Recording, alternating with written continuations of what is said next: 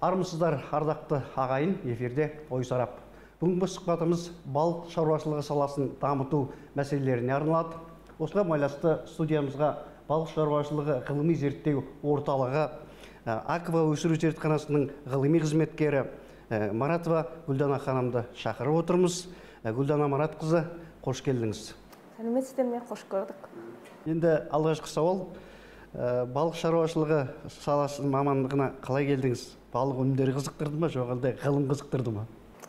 Енді бұған кішкене бір 10 жыл артқа тастап түсіндіретін болсақ, әрине менің де ойымда, көкейімде қазіргі студенттердің, қазіргі жастардың көбісінде бірінде тұратын ол грантқа түсу. Грантқа түсіп, әке-шешемізге салмақ салмау деген мақсатта біз жинаған балымызға қарай мамандықты таңдадық.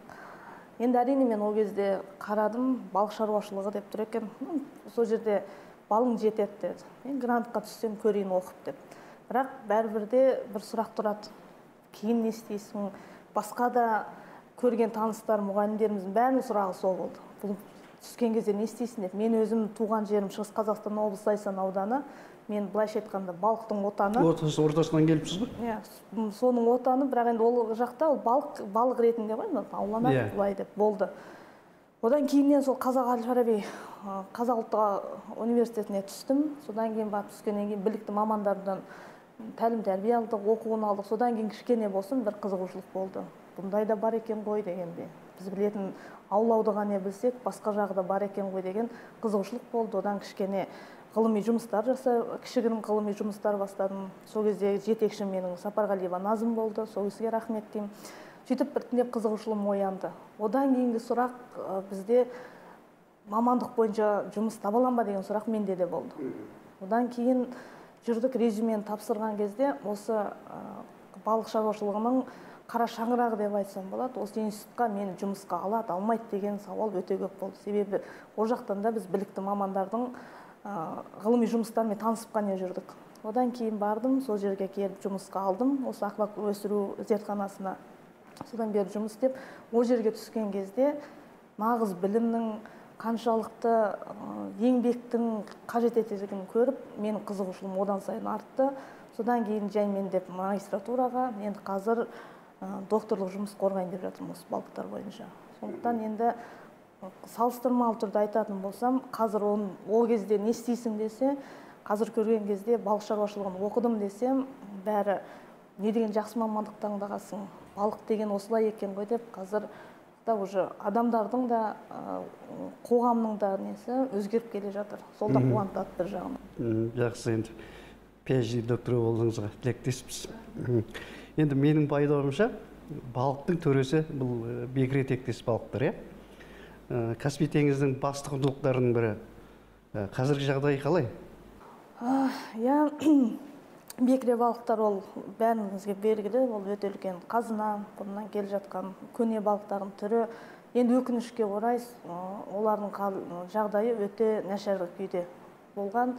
Сол үшін 2019 жылы сиреп кеткендіктен мораторий жарияланды. Сонымен қатар біршама олардың сақтап қалудың мәселелері қолға алынды. Соның қатарынан біздің институттанда қазіргі таңда көп жұмыс жасалынып жатыр. Оның бірін енді кішігірім тоқталып өтсем, ерте. Сол үшін бекіре балықтарын оның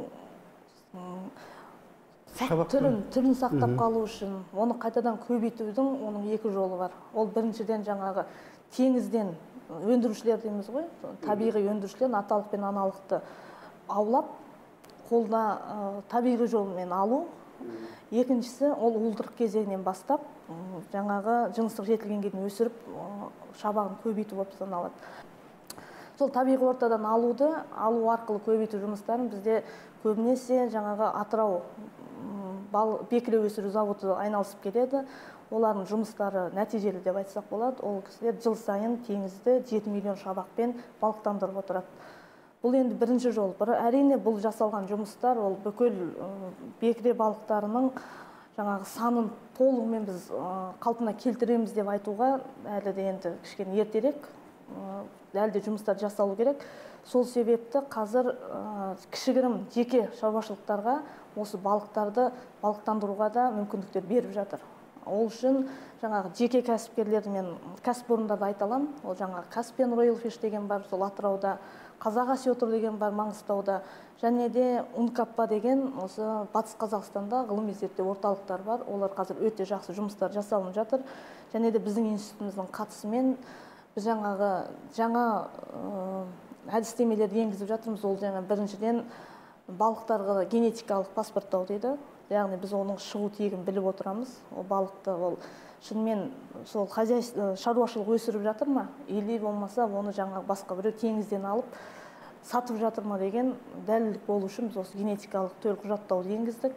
Одан кейін жаңағы УЗИ аппараттары арқылы балықтардың пісіп жетілу сатысын анықтап, сол арқылы біз олардың толықтырушы аналық үйірлерін қалыптастырып, солардан ары қарай уылдырығын аламыз.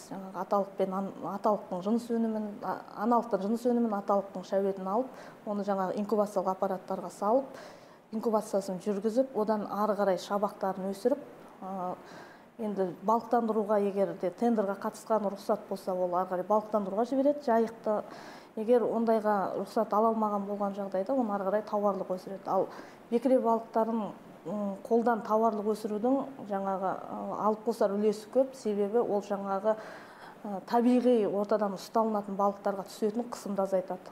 Сондықтан да енді ол әрине қуантарлық жағдай, өте жақсы жұмыстар жасалынып жатыр осыны алуда. Енді бізде одан кейін де қалып отырған жоқ. Біз бүкіл жаңа соңғы осы биылғы жылы қолға алынды бір әдіс, ол жаңағы балықтарға акустикалық меткі салу арқылы таңбалау арқылы табиғи ортадағы жаңағы уылдырық шашуға шыққандағы жолдардағы жағдайын анықтаудың біз әдісін енгіздік осы жолы. Осы міне бекіре балықтары көктемнің басында шығады уылдырық шашуға. Сол кезде біз осы әдісті енгіздік. Жаңа шетелден Германиядан ғалым келді, соның бәрін біз қарап енгіздік. Енді алдағы уақытта ол тереңірек зерттеп берілетін боламыз бұйырса. Бекіре демекші өте нәзік балық. Тауарлы бағытта сол Жайық өзенінің бойынан бір кәсіпорын балық өсіріп жатқан бекірені. Табиғи орта деп Жайықтың аралдар болады, сол аралға екі жағынан шлюз қойып. Бірақ бір жол бір кәсіпорын хлор суда ағызып, бейшара нәзік балықтар түгелдей қырылып қалған екен. 100 мың дана балықтары. Уылдырық аламыз деп отқан кезінде. Мен енді сондықтан ол жақтағы екі зауытты жақсы білемін. Жұмыстарын жаңағы сауып алу арқылы уылдырығын алғаннан кейін кері қайтарып уылдырықты жаңағы 15-20 граммға дейін жеткізу. Сонда жергілікті ғалымдар айтатын, 7 миллион дана жібереміз. Табиғи ортада соның 1% аналық жасқа, аталық жасқа жетеді деп. Ол рас қой? Рас, рас. Өйткені ол жақта біз барған кезде табиғи жағдайда біз оны қолмен бақылауды ұстау өте қиын. Себебі ол жақта ластанулар болады, жаңа суда температуралық режим күрт өзгеріп кетуі мүмкін, басқа да антропоген факторлар болуы мүмкін, басқа балықшылар ауыса алуы мүмкін. Біз енді оны бүкіл Каспий деген ұланғай ауданы ғой, кең болғандықтан оны бақылауда ұстау өте қиын. Сондықтан сол шамамен ғана тірі қалады дегенге де оған сенім. Өйткені жаңағы кеңестер одағы тараған соң браконьерлер, заңсыз балық аулаушылар өріп жүрді. Дағыстан, Әзербайжан, біздің облыстарда. Соңғы кезде сол 5 мемлекет бірігіп осы мораторийға салынды, бірақ дегенмен де ол браконьерлік аулауға тосқауыл қою ол мүмкін қиын, ол өте қиын. Өйткені Ресейде балық зауыттары жібереді, Иран жылына 56 миллион жібереді екен. Бірақ бұлардың қасиеті ол жақтың балықтары бізге келмейді екен. Мына жерден шықты ма, Жайықтан шықты ма, ертең уылдырық шашу дегенде Жайыққа қайтып келеді екен.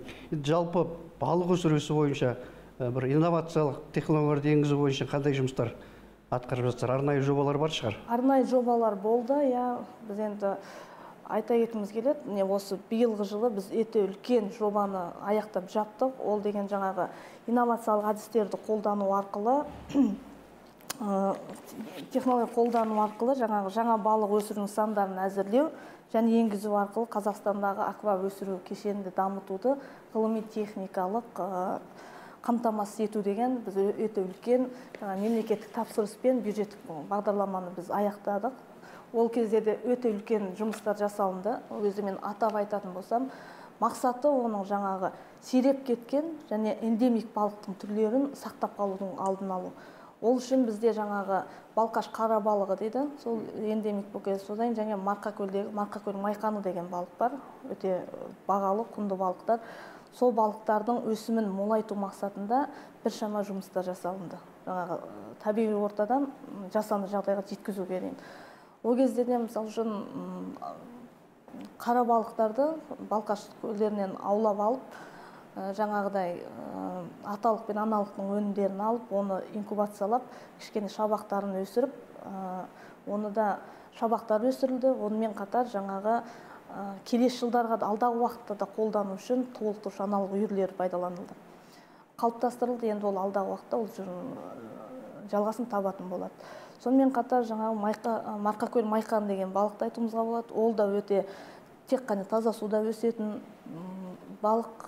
Оны да қанша қиын болса да біз мамандардың көмегімен, біліктілігімен бұл технологияның негізі салынды. Мына қара балықтардың өсуі тез ғой.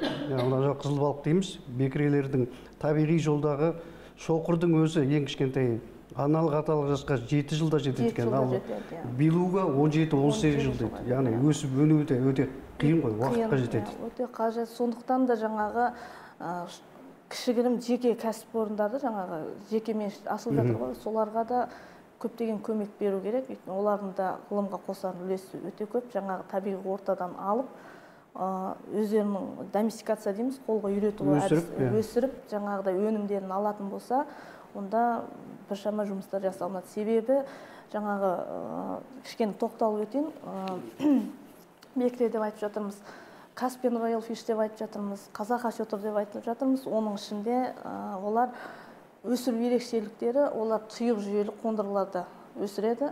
Ол қондырғылардың ерекшелігі ол жерде балықтардың өсімі жылдамырақ болады. Жыныстық жетілуі де жылдамырақ болады. Әрине, егер де бүкіл технологиялық қағидалар сақтаған жағдайда ол балықтардың өсімі де өнімі де жақсы болып шығады. Түсінікті. Елімізде балықты өзен көлдер мен тоғандарда өсіру, қолдан өсіру қаншалықты дамып жатыр? Қазір айтатын болсақ, жақсы дамуда. Себебі жаңағыда енді көп нәрсені салыстырмалы түрде қарағандағы бір нәтижесін айтуға болады ғой.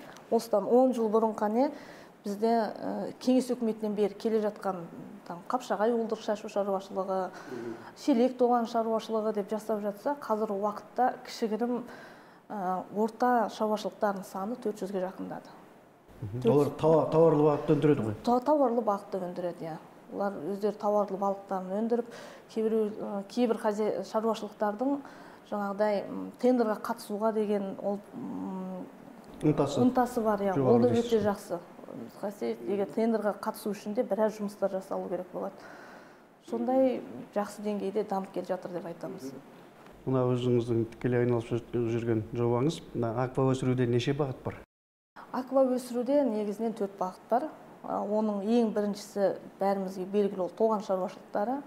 Жаңағы тоғандарды қазу арқылы арнайы өсіру балықтарды. Ол тоғандардың өзі де ішіне бөлініп кетеді. Бас тоған, жаңағы өсіруші тоғандар, жайылымдық тоған, жаңағы шабақтарды ұстайтын выросной тоған дейді. Солармен өзі бөлініп кетеді. Ол жақта да балықты өсірген, кішкене экономикалық тұрғыдан алып қарастырсақ, кішкене шығын аздау болады. Ол бірінші бағыт. Одан екіншісі жаңағы көлде тауарлық балық өсіру дейді. Ол жаңағы балық шаруашылықтық маңызы бар өзен көлдерде балықтарды өсіру. Оны төлқұжаттап, сол көлдерге рұқсат алу арқылы соны өсіру болады. Одан кейінгісі жаңағы шарбақтарда балықтарды өсіру. Ол бағытты көбінесе Шығыс Қазақстан облысында, жаңағы Өскемен қалаларында жақсы пайдаланады. Ең төртіншісі ол жаңағы толық жүйелі қондырғылар, тұйық жүйелі сумен қамтамасыз етілген қондырғыларда жұмыс жасау. Бұл бағыттың да өте нәтиже жақсы алуға болады, бірақ бұл өте көп қаражатты қажет етеді. Ол жерде бірнеше құрылғылардан тұрады, оның өзінің қаншама фильтрлары болады, ерекшеленген. Соның бәрін егер дұрыстап жасайтын болса, алса, ол жерден де өнім өте жақсы шығады. Бірақ енді бастапқыдан бастап кеткенде ол экономикалық қаражатты қажет етеді. Жалпы жаңағы субсидия, басқа да бір жеңілдіктер жасала ма, кәсіпкерлер жаңағы осындай өсіремін десе? Жасалады. Мемлекет тарапынан. Жасалады. Оны енді көбінесе біздің жаңа мемлекетті тапсырыс беретін біздің құзырлы органымыз бар, балық шаруашылығы комитеті. Сол мекеме айналысады, онымен субсидия береді. Жаңа 400-ден астам зауыт бар деп қалдыңыз, солардың бәрі жұмыс істеп тұр ма? Жалпы қандай түрлері өсіріледі балықтың? Облыстардың өздерінің ыңғайына қарай. Облыстардың өздерінің ыңғайына қарай негізі дәстүрлі балықтың түрлері, олар жаңағы тұқы, сазан балығы дейміз, одан кейін дөң маңдай, содан кейін амур балықтары біріншіден өсіріледі, одан кейін тез өседі демек бұлар? Тез өседі деуге болады, иә. Содан кейін жаңағы соңғы кезде келе жатқан бақтақ балығы, оны бәрі осы Алматы облысының басым көпшілігі сол бақтақ балығын өсірумен айналысады. Содан кейін енді бекіре өсіреді. Сол бекіренің 5 түрін, сүйрік, орыс бекіресі, сібір бекіресі, жаңа оның гибрид түрлері бар, бестер деген, сол балықтарды өсірумен. Одан кейінгі кезде тилапия деген балық бар, тропикалық балық. Ол жаңағы Шонжом аймағында ыстық суды шаруашылықтар бар, сол жерде қолға алынып жатыр. Сонымен қатар клари жайны деген бар, жаңа түр. Соны енді осы рейтинг бойынша осы балықтар. Біздің Алматы облысы таулы аймақ, өзен көлдері бар, бұл жерде жаңа қан балық дейді, форель өсіріледі шығар көптеп. Бақтақ балығы осы Алматы облысында өте жақсы шоғырланған. Жаңа тау сулары деп жатырмыз, артезиандық сулар өте жақсы орналасқан жер асты.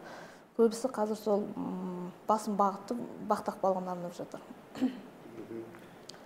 Жалпы енді балық өсіру әлеуеті қандай елімізде?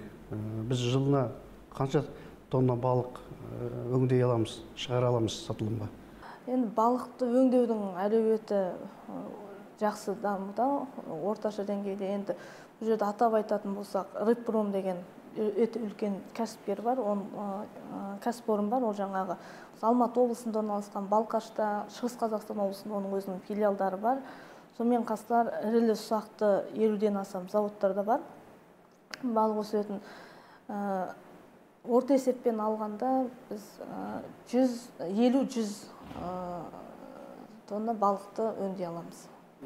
Қазірде өңдеуге мүмкіншілік бар. Атырауда Атырау балық деген зауыт бар, өте үлкен. Жаңағы бүкіл осы ТМД аумағынан балық алдырып өңдеп отырған, өкінішке қарай құрдымға кетті, сатылып, ақыр аяғында жұмыс істемей қалды. Сол зауыт өңірдегі, сол аймақтағы 20-дан аса жаңағы балық аулау кооперативтерімен тапсырысын қабылдап отырады. Қазір бар 20-дан астам кооперативтер. Өздері шағын жаңағы цехтармен жұмыс істеп жатқанын көзім көрді. Жалпы біз өзімізді балық өнімдерімен қамти аламыз ба? Қамтамасыз ете аламыз, қамтамасыз ете аламыз. Себебі бізде ірілі ұсақты өзен, көлдердің Каспий теңізі бар, Арал теңізі бар, жаңағы балық шаруашылық маңызы бар, Зайсан көлдері бар. Біз әрине өзімізді қамтамасыз етуге мүмкіншілігіміз өте зор. Енді еліміздің балық шаруашылығын дамытудың әлеуеті қаншалықты? Статистикалық деректерге жүгініп етсеңіз. Статистикалық деректерге жүгінетін болсаңыз, біздің осы қазір уақытта Қазақстан Республикасының президенті осы балық шаруашылығын дамытуға өте жақсы көңіл бөлуде. Соған байланысты 2030 балық шаруашылығын дамыту бағдарламасы қолға алынды, іске асырылды. Ол кезде 230 тоннаға дейін балық өндірісін арттыру қолға алынған. 230 ба, 230 мың ба? 230 мың тоннаға жеткізу қолға алынған. Енді қазір жаңа біз 400-ге жуық шаруашылық бар деп айттық қой, соның өзінде салыстырмалы түрде айтатын болсақ, осы 21-22 жылдары сол 400 шаруашылықтың өндірген өнімі 20 тоннаға жеткен. 20 мың? 20 мың тоннаға жеткен. Ол да өте жақсы көрсеткіш.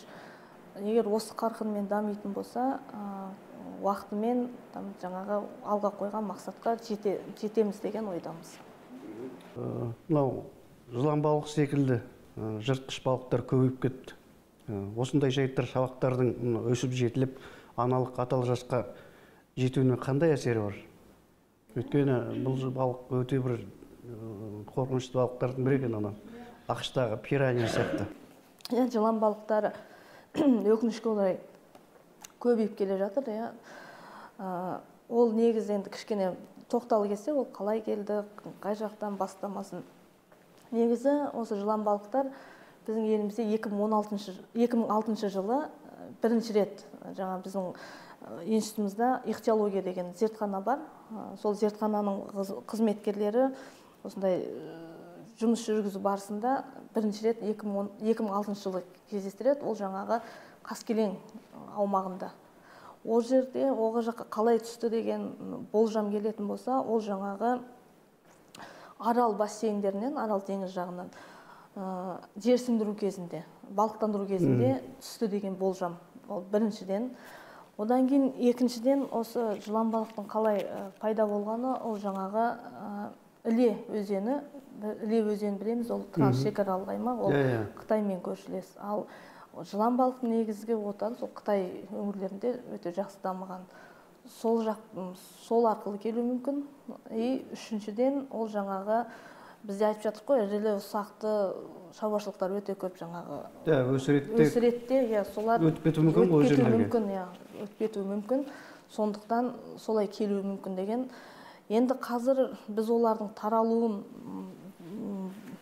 барынша азайту мақсатында 186-шы заңнама бар. Бізде жаңағы жануарлар әлемінің санын шектеу, бақылау деген заңнамасына сәйкес біз осы балықтарды жаңағы аулауға біз әрқашан өзінің шегі бар, лимит беріледі. Сол кезде осы балықтарға біз бірінші орынға қойдық. Ешқандай жаңағы балық аулаушылар болсын, жаңағы балық өңдеу зауыттары болсын, оларға ешқандай шектеу қойған жоқпыз. Лимитсіз аулай берсін. Қанша түседі, қаншалықты болады, соны аулай берсін деген. Және екіншіден, әрине бұлардың түспеуін қамтамасыз ету. Жалпы қолдан өсірудің болашағы зор деп айттыңыз. Ал оған қажетті ихтиологтар, биологтар, я болмаса басқа қандай мамандар тапшы? Өте орынды сұрақ қойдыңыз деп айтам. Қазірғіде ғылым дамып келе жатыр, жаңағыдай шаруашылықтардың саны артып келе жатыр. Дегенмен ол жерде үлкен мәселе бар, маманның жетіспеуі. Енді біріншіден атап өтетін болсақ, балық өсіруші мамандар жетіспейді. Көп жағдайда ихтиолог мамандар жетіспейді. Сонымен қатар жаңағы паразитология дейді. Ветеринария жағынан балықтардың ауруын, балықтардың паразитімен күресетін мамандар өте аз. Әрине осы соңғы кезде қоғамдағы алып жатқан мәселемен алып қарастыратын болсақ, жаңа жеке кәсіпкерлер, жеке шаруашылықтар барлар сол сұрақпен де қажет етеді, бізге керек еді, қандай шара қолданып жатсыздар деп айтып жатады. Соған қарағанда осы мәселе өте өткір тұр. Сіздер енді ғылыми орталық сарапшы зерттеуші ретінде балық шаруашылығы комитетіне ұсыныс беретін шығарсыздар, білім министрлігінен шығып осындай мамандықтар ашу қажет деген секілді. Береміз, енді бұл жерде әрине оны оқып бітірген маманға да байланысты деп ойлаймын. Көбісі түсіп алады да жұмыс істемеуі мүмкін, қиыншылығына шыдамайды, не болмаса жалақысы аз деуі мүмкін. Енді оның бәрі уақытша нәрсе деп ойлаймын. Мамандығын сүю керек дейсіз ба? Өзінің мамандығын ұнатса, өзінің мамандығына жауапкершілікпен қараса, оның бәрі уақытша нәрсе деп ойлаймын. Сондықтан ол тек қана мемлекеттің құзырында емес, ол жаңағы өсіп келе жатқан студенттердің, жастардың да қолында. Енді өзіңізде ғалымсыз, ғылымның шаруашылықты дамытудағы рөліне тоқтала кетсеңіз, өйткені 400-ден астам шаруашылық бар дедіңіз, тағы да ашылады. Олардың тәжірибесі болмауы мүмкін. Сіздердің қосар үлестеріңіз? Біздің қосар үлесіміз, айтайын десем, көбінде екі жақ бірімен пікірталастар туып қалады. Бірақ енді мен өзім бір субъективті ойымды айтатын болсам, ол ғылымның рөлі өте жоғары ол жақта. Себебі мен білем деп ашатындар бар. Мен білем, ол балық деген бұлай деп ашатындар бар, бірақ нәтиже жоқ болып шығады. Содан кейін барып біздің институтқа келеді. Осылай жасайық деп едік, мынау қалай болды деп.